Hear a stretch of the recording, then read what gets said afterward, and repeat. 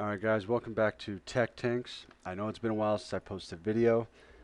Things have been a little crazy at work lately, so I apologize for that. I'll try to be more on top of it, but I may still be a little splotchy for probably another month or two while things start settling down. Um, kind of stepping away from CEH for a moment, I'm starting a new video series based off of something that a colleague talked to me about yesterday, actually.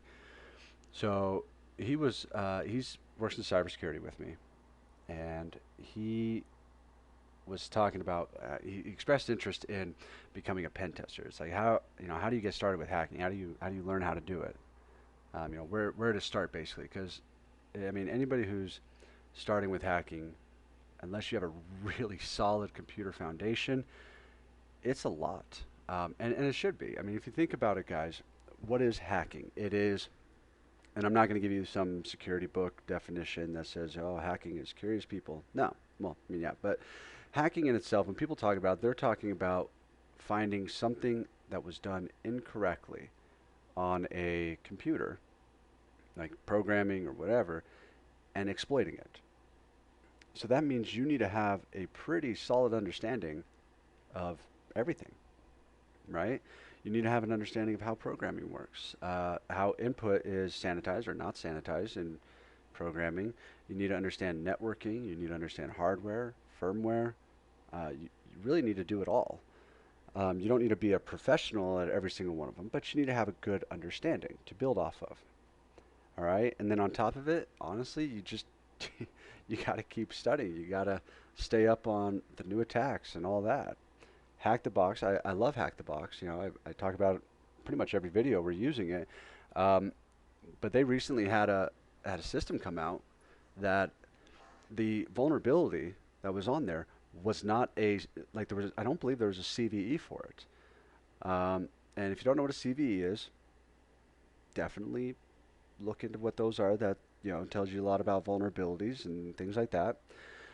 But there was no CVE on it. It wasn't a memory buffer overflow or anything, but it was something that it hit, I would say, tech news a little while ago. It was handled very quickly, but a backdoor was installed in a programming language, or a scripting language rather. And you know, you know about it if you keep up on stuff, which you should be doing if you work in cybersecurity. With that being said, I wanted to start a new video series that really breaks hacking down to the very basics. The reason for that, CEH version 11, if you're studying for your CEH, you should already have a certain foundation of things, right? The whole point of the CEH version 11 series that I've been making is to show you what EC Council wants you to know, specifically, their tools, how they do it. Um, CEH, it's a great certification to have if you are planning on going the managerial route of cybersecurity. If you want to be a pen tester, CEH isn't that great. I'll be honest with you. I think it is a great certification if you are going to have a job where you simply have to have an idea. But getting your CEH will not make you a hacker. I'm telling you right now, guaranteed. Okay. Anyway, moving on. Um, the whole point of this is to break it down as low as possible because I believe I've talked about this guy before. If you ever are trying to figure out how to hack the box, and if you search YouTube or search the internet as a whole for a particular box, especially if it's a retired one, you probably have heard of a man named, well, an account thing named IPSec. All right. Now, first of all, this guy is awesome. A lot of respect for him. Appreciate his videos. I've watched a lot of them. I think he's great. Um, but my colleague also has watched IPSec because he started a Hack the Box account, and it's like I need help learning. But the issue that he has with IPSec, which I can see where he's coming from, is a lot of times you'll get this, well, I'm going to go ahead and try this. And hey, this worked. I'm going to go ahead and keep going. And there's less of an explanation on why he chose that at times. And nothing against him. All right. Again, a lot of respect for the guy. But what I think is going on is he assumes you have a certain amount of knowledge. And if you're brand new, you may not have that. So hopefully I can try to fill in some of these gaps. Today's going to be a very, very basic intro, and we'll just kind of expand on it as time goes on. But yeah, let's go ahead and get this going here. Let me sign in.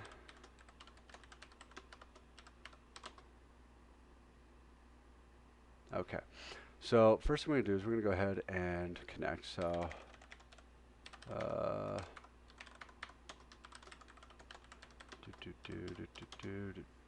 oh, man. There we go. All right. Boom. Okay.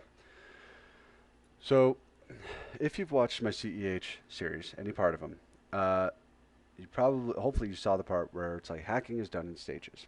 According to CEH, that is the only way to hack. You got to go through, from step 1 to step 2 to step 3, so on and so forth. For CEH, yes, but in the real world, that's not entirely accurate. Okay, now there's some truth to it, but it is not entirely accurate. So I'm going to try to explain the difference here. Before you can start hacking, you have to know what you're hacking into, right? And that should make sense, right? If you're going, you're going after a target, and you find out their IP address, and you start running, we'll say some Samba exploits, or FTP exploits, or you're just throwing random crap at them. Well, that's going to do you no good if A, they're not running that service, Samba or FTP, and B, not every vulnerability works for every version, right? I mean, that's the whole point.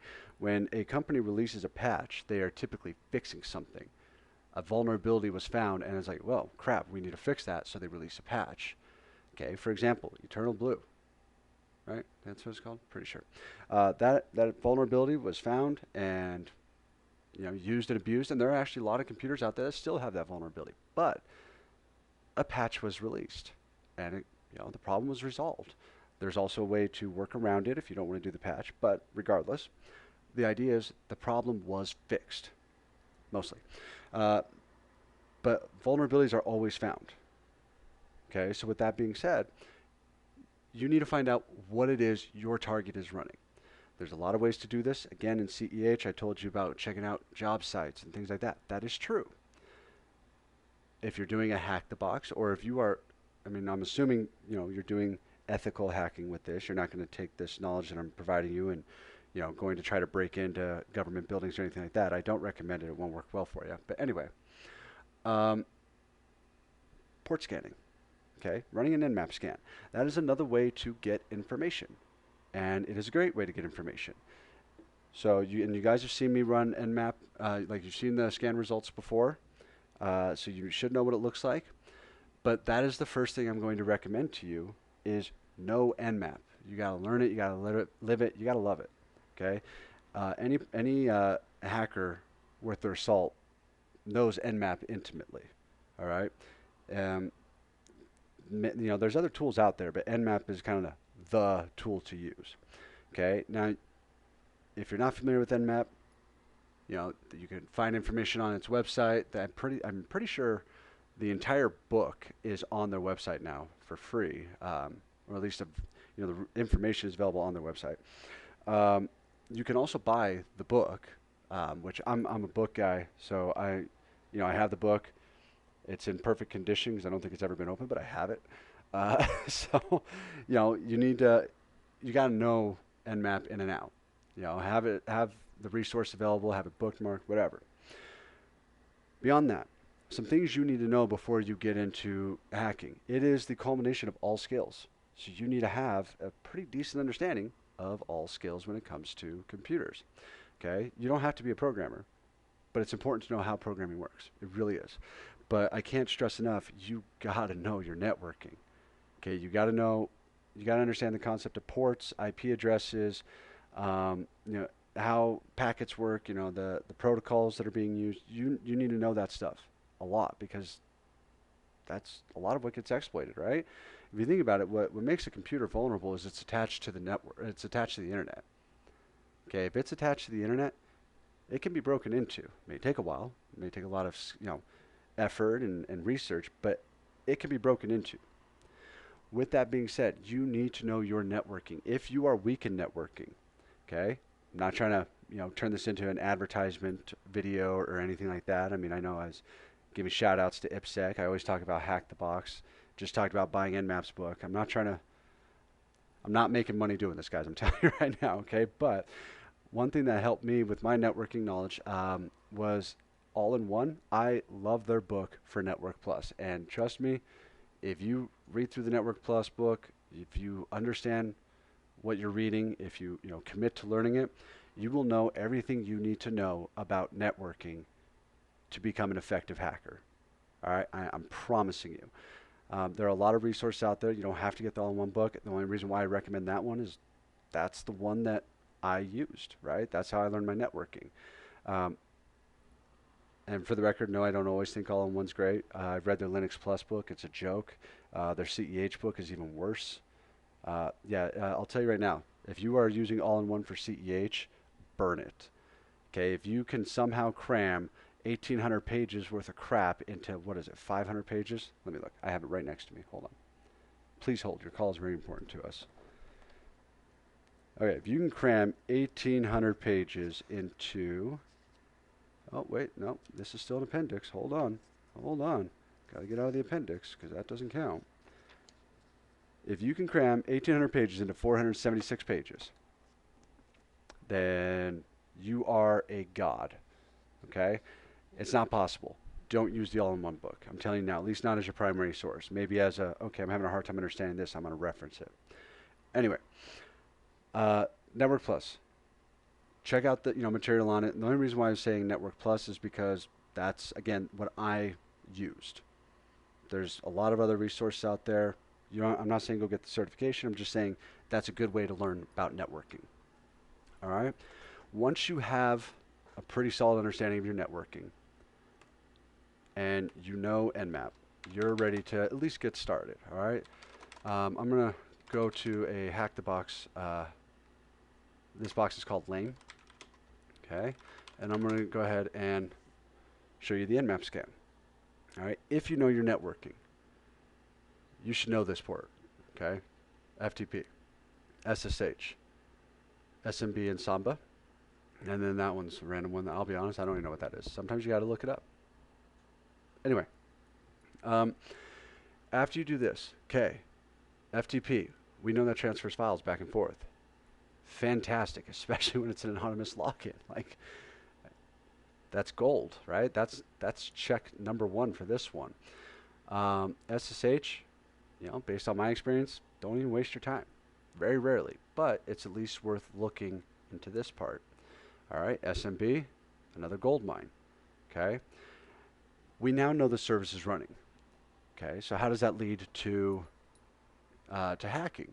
Well, after you know the service, you need to find out the version, right? Because once you know the version, then you can start looking into, all right, are there vulnerabilities in that version? Let's look it up. Has something been found? I'm telling you guys now, you will find companies out there. If you're a pen tester, you know what I'm talking about. You will find companies out there where they have some service running with a vulnerability from like 2-3 years ago. It's been patched, it's been fixed, and the company didn't fix it, right? You will find this, a lot of the big hacks that have gone on, okay, take Target for example, poor configurations, old vulnerabilities. These are the things that, that's how they keep going. Typically, I'll tell you right now, most of the hacks start from an email. Just putting that out there, okay? But the way they keep going, they go further into their hack, they escalate their privileges and things like that, is vulnerabilities found with versions of applications running, services, whatever the case may be, okay? Now you have a lot of resources available to you, especially if you're on Kali Linux, and I believe Parrot OS also has this. I'm going to go ahead and just pull this up again. We're going to pull up a fresh one. You can run Searchsploit, okay? I love Searchsploit. It's a good place to get started. I'm not saying that this is kind of the the one-stop shop, but it's definitely a good place to get everything going. Okay, I'm going to go ahead and try to see VS FTPD and 2.3.4. Now, normally I won't put that much of the version number in there because you may find that it limits the results that come back to nothing, and yet there is a vulnerability. And I'll actually show you. I'll just put 2.3. Boom. Okay, this is a bad example. Cool. Well, here's your 2.3.4. Okay, so we know that this version of FTP has a vulnerability. Okay? The reason why we see the same thing twice is there's a Metasploit that we can use, or there's a Python script that we can use.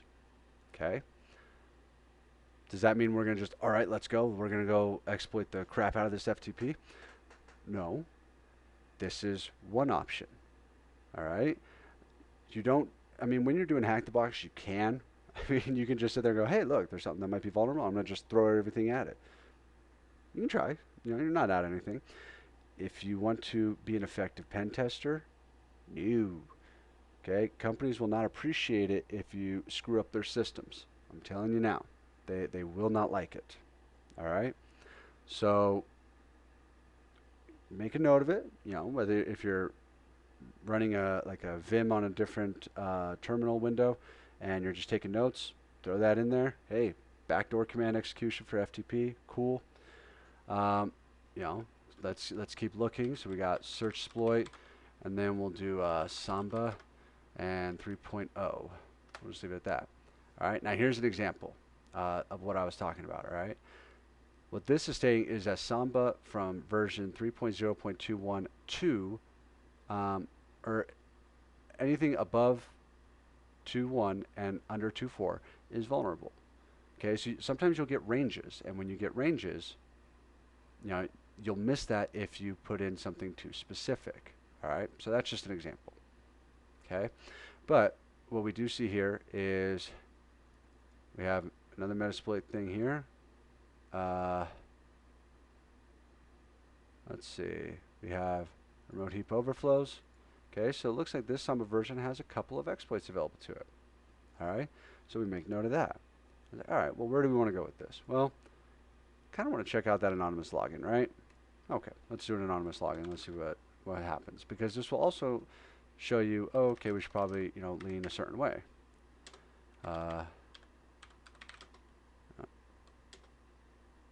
Cool. All right. So if you don't know a whole lot about FTP and the different commands you can use, just put a question mark, press enter. It tells you the stuff, right? But for the most part, you need to know ls or dir, either one. Sorry, I muted you. I didn't think you wanted me to cough in your ear. Anyway, you know ls or dir, you know, tomato, tomato. You're going to want to know passive, binary, and for the most part, that's usually all you're going to really use. I mean, obviously, there's other things, and you may need to take, you know, look into it as the time comes. But for the most part, that's most of what I use, just as a heads up. Anyway, we're going to do ls. Okay, well, it says consider using passive. So, all right, we'll use passive. Why not? Let's try it again. All right, I'm not getting anything, right? So something's going on where FTP is not really working all that well. So I should probably go the route of Samba, right? So for the sake of time, I'm going to go ahead and just use Metasploit, right? There's a tool available. Might as well use it. I have no issues when people use Metasploit. It's widely used amongst hackers. However, if this is the only way you can do things, you got to work on your skills, all right? But especially if you're just starting out, yeah, use it, abuse it. I love it. So we're going to go ahead and search Samba. Oh boy, Samba, and we'll just put 3.0. And let's see, we got our user map script. We're going to go ahead and use that one. And I'm going to set the L host. Wow. That one. And then I think I need to set the R host. I'm pretty sure that's it. R host 10.10.10.3. And if you don't know what you need to set, you can always just type options. Okay, you could do show options, whatever. But there you go. Typically, the default port is going to be fine as far as for your R port. Your L port, as long as it is above, I want to say as long as it's above 1,000, you should be fine. Maybe it's 3,000. I don't know. It's got to be above a certain point, or Linux won't let you do it if you're not using your root user, FYI. All right. Now, again, what led us here, guys, was we found the service running, the version of service.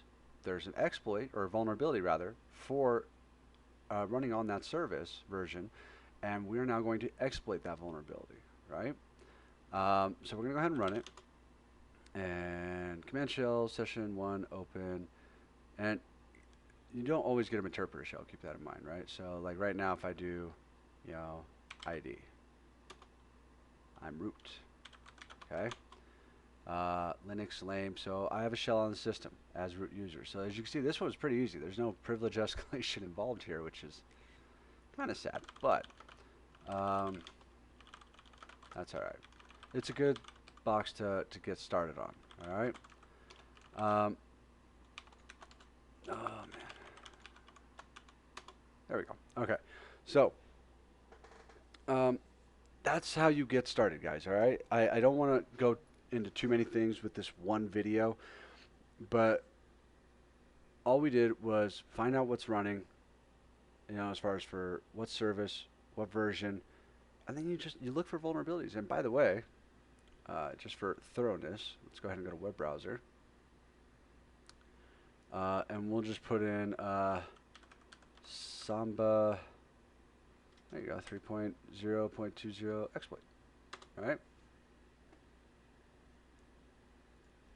Mistyped it the first time, man. All right. So you can see where we have like the uname man script right here, Rapid7 guys. That is Metasploit. So if you see that and you're not opposed to using Metasploit, boom, use this. Hey, look, that's what we have. See how funny that works? So Google is your friend. GitHub is fantastic. ExploitDB. That's actually what SearchSploit is, by the way. It is exploit database on your Kali system. But you'll find GitHub right here. There's a Python script. Okay, so you have options. A write-up if you so need it. Kind of funny. Anyway, so you search for vulnerabilities, guys. SearchSploit won't always have the option or the answers for you. That's fine. Google, find your stuff, right? So keep that in mind. That is the basics of getting started. You have to understand services, like how to find out what services are running, protocols, ports. You need to know your networking and how to use Nmap. That is the biggest part, guys. You've got to get your information. Once you do that, it's a lot easier to start the hacking part. All right. So I'm hoping you guys found this video useful. If you have a pretty good idea of hacking and all that, and you're just trying to expand your skill set more, this series will probably not be the route you want to go. I'll be honest with you. We're going like basics on this one. So keep watching the CEH. Again, I'll try to make more videos with that on that. Hopefully within the next couple months, I can start being very consistent again and putting up videos. Once I cover as many of the as much as I can with CEH, it has been requested that I start a Linux video series, so I'll probably do that. I've thought about doing forensics as well, so we'll kind of see where this goes. But feel free to leave comments on anything you might want to see, some programming or things like that, and I'll just try to do what I can for you guys to help you guys learn what it is you want to learn. But thanks for watching. I'll see you guys on the next video.